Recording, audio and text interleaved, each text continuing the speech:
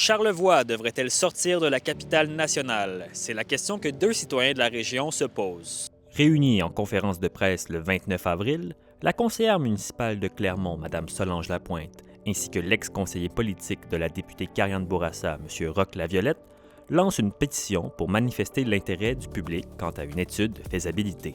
La capitale nationale, nous en faisons partie et on voudrait savoir pourquoi à la pompe, on a une différence souvent de 25, 30, 32 sous avec Chicoutimi et...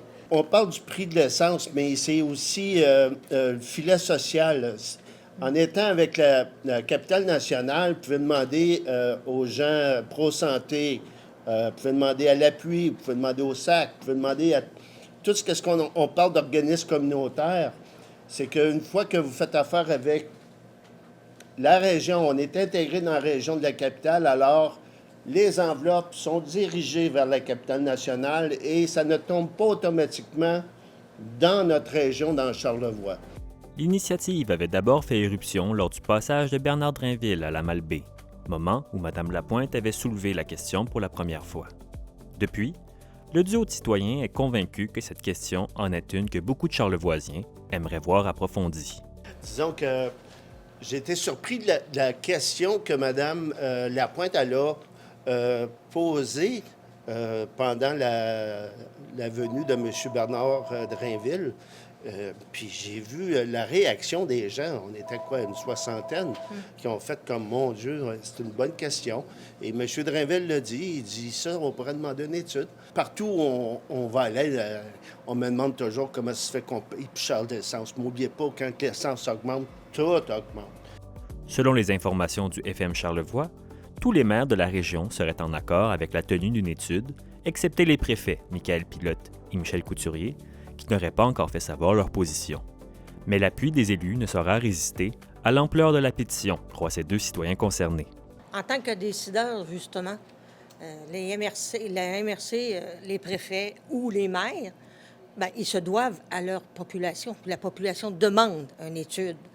Alors, oui, allez signer, s'il vous plaît, les pétitions.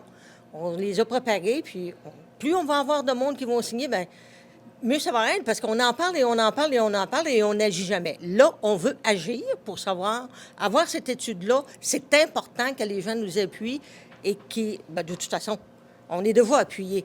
Les gens, c'est ce qu'ils veulent, avoir une pétition, donc, allez la signer. Que le message soit que nous voulons une étude pour savoir est-ce que c'est encore bon pour les gens de demeurer, Charlevoix, demeurer dans la région de la capitale nationale.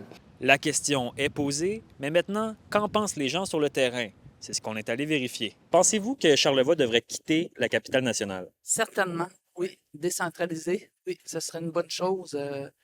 Ce serait une bonne chose parce qu'on se retrouverait plus avec plus de services. Mais ça dépend à quel propos.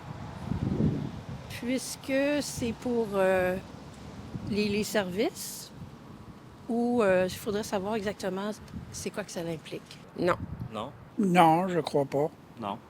Je crois pas. Je pense pas que c'est une nuisance, là. Je crois plutôt que c'est un plus. Absolument, ou est handicapé par rapport à les décisions de nos élus, par rapport à isoler Charlevoix avec Québec, les mettre ensemble.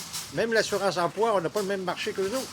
Ça fait qu'ils nous ont mis à genoux en nous affiliant avec la capitale nationale. Excellente question. Écoute, je pense qu'on est bien là.